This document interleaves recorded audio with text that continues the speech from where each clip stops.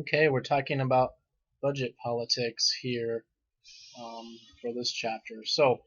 When we're talking about budget, we're really talking about the money that the government brings in, so revenue primarily through taxes, and then the borrowing the government has to do through, um, you know, bonds and treasury bills and things like that you and I invest in, which give interest, or they borrow it from other banks and things like that. Expenditures that the federal government spends money on, just the budgeting process, right? So what's a budget? It's a document that allocates the taxes and the benefits, right? So basically, it tells who's going to be taxed and what money that's going to bring in, and then how the money that's brought in is going to be spent. That's what a budget is, right? You run a deficit if the money that you spend, the expenditures, is over the amount of the revenue. So if you spend more than you tax, um, there'll be a budget deficit. Right now, the total debt of the country is, in the trillions, and between 17 and 20 trillion at present for the national debt. Um, Sometimes budget deals lead to a government shutdown. So in 95, 96, during the Clinton era, there was a government shutdown um, because they couldn't agree on the budget. Um, since then, a large number of governments has functioned without budgets. There's just a continuing resolution to continue the prior year's spending and expenditures, so we don't have to fight over the budget every year. Expenditures, government spending. Where does the federal government spend most of its money? The big areas are social services and defense, um, the financial resources of the government, um, income tax, corporate income tax, social security tax. So out of your check comes the FICA amount every time, and that's the amount necessary to fund the Social Security program. Personal and corporate income tax, you have social insurance taxes, borrowing and taxes and public policy. So all those make up federal revenue, right? So here's estimates on federal revenue kind of over the years, right, and where it comes from. So individual income taxes are listed there in the green, right, and those have grown, right? Social insurance taxes and costs, so the Social Security, Medicare, Medicaid, um, those kind of taxes and contributions have increased.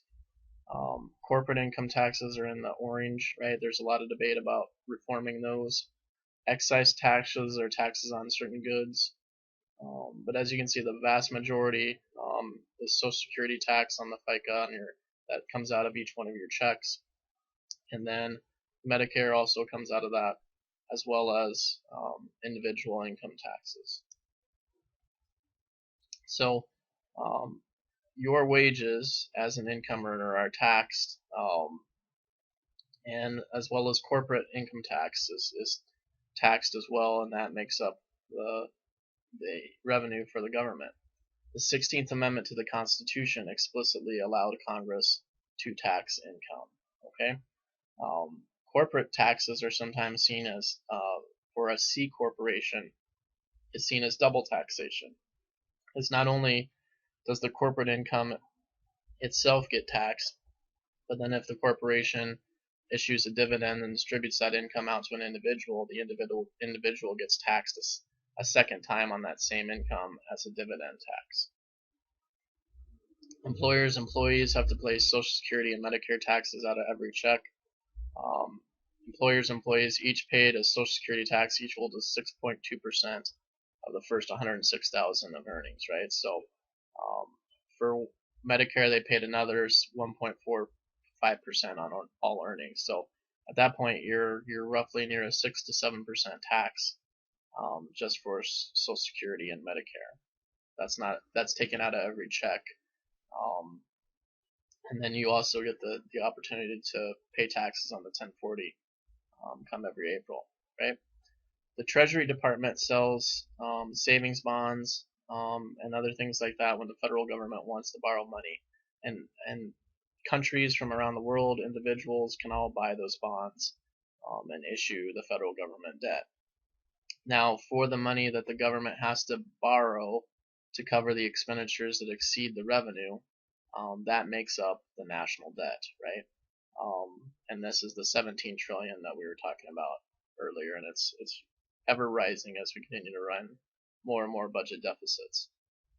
So here's the total national debt and kind of a chart related to that. Relatively low in comparison to the way it is now, right? We had tax cuts, and we had another round of tax cuts and the wars, right, in Iraq and Afghanistan, pricey, and then we have the financial crisis in 2008 and spending related to Obamacare and other things, right? So the national debt has risen sharply, as it says there, since 2001. And so it's gradually risen, even during the supposed Clinton years when we had a balanced budget and stuff like that. As you can see, that's a significant increase over where it was in the early 70s and 80s.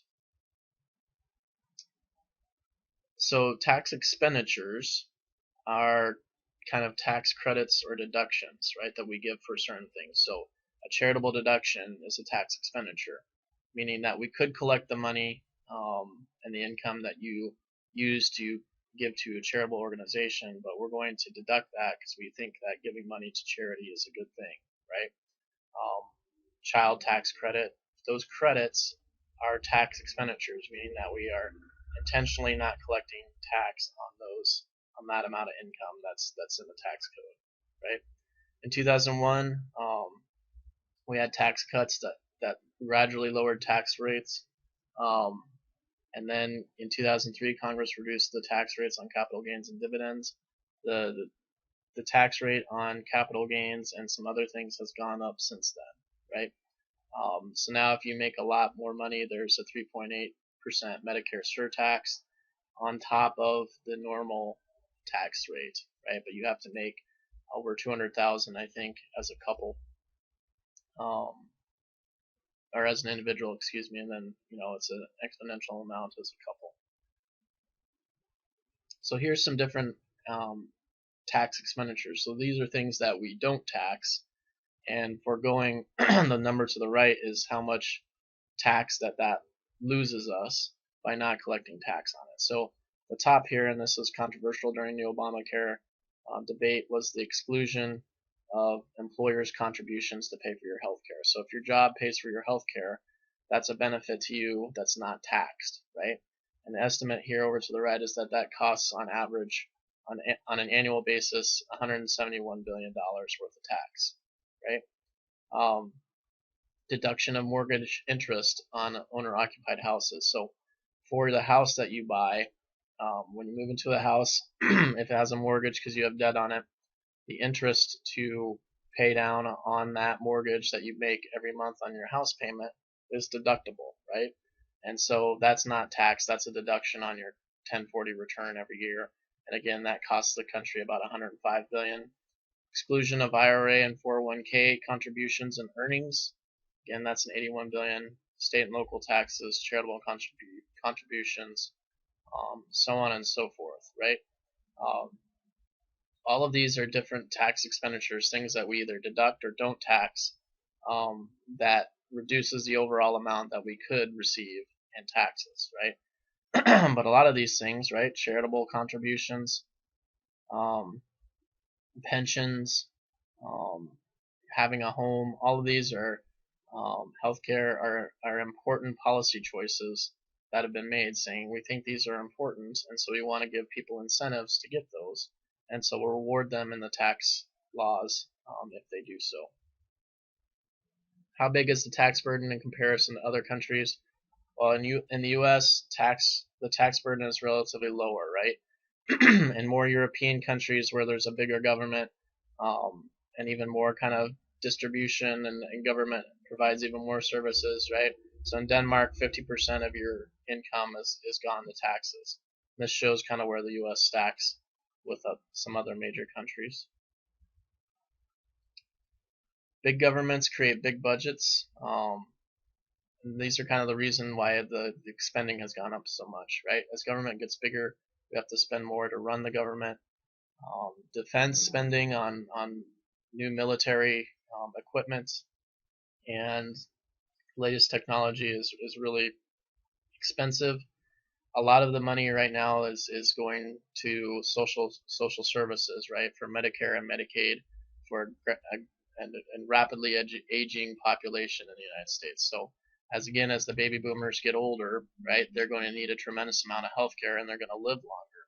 And so the cost of providing all that health care to the baby boom generation is where the kind of the rapid increase of expenditures is likely to come. Incrementalism means that in budgets, when you're a bureaucracy and you go to the president for your budget for the next year, you're always wanting a little bit more than you had last year. We got these new programs. Last year we got this much. Can we have a little bit more here to cover new expansion, right? So incrementalism is the idea that it gradually creeps. And then uncontrollable expenditures. Those are the Medicare and Social Security, other things, the entitlement programs. So again, here's federal expenditures and what they go to, right? Green is defense spending, payments for individuals, Social Security, and the medical costs, right? Those are what's growing so exponentially. Other non-defense expenditures, interest on the national debt, right? $17 trillion at the percent of interest rate makes it very costly to carry that much debt. Big budgets are necessary to pay for big government. We talked about that before. National, state, and local governments spend an amount equal to 1/3 of the GDP, right? So the entire economy, the government spend about 1/3 of it towards things. The national government alone represents about 1/4 of GDP. So you take all the states and the federal government together, it gets to 1/3. Just the federal government on its own, 25% of the economy is spent by the government. In the Cold War, right, we felt like strong military was going to be important to check the Soviet Union. And so more than 50% of the federal budget went into defense spending, buying new warplanes, new technology to keep up and whatnot. That has shrunk quite a bit, right? Defense now gets 1/6 of the federal expenditures. And that's one reason for the growth of the spending on defense areas. It's still very costly to have a defense department, and if you have wars, those are also very costly. So as we paid for the war in Iraq and the war in Afghanistan, it's tremendously costly to go to war. And so here's kind of trends in defense spending. Right, so during Ronald Reagan's administration, we had seen a drop in defense spending. Slowly that came back up, right? It started to drift more again and go down again after the first Gulf War. And then during the Clinton years, it went down. And then obviously 9/11 happened and the war on terrorism happened. And so then we invaded Iraq and Afghanistan, and expenditures on defense went up quite a bit again. And when you're buying at $2 billion per plane, right? Here's the stealth bomber, looks cool, but obviously $2 billion a plane, that's a bit costly. Can't buy too many of those guys. Social service state, right? So Social Security is the #1 spender, and includes disability benefits, Medicare, and everybody's living longer, right? So they're getting these payments for longer. You get Social Security the rest of your life, disability for the rest of your life, and Medicare. People living longer means more expenditures.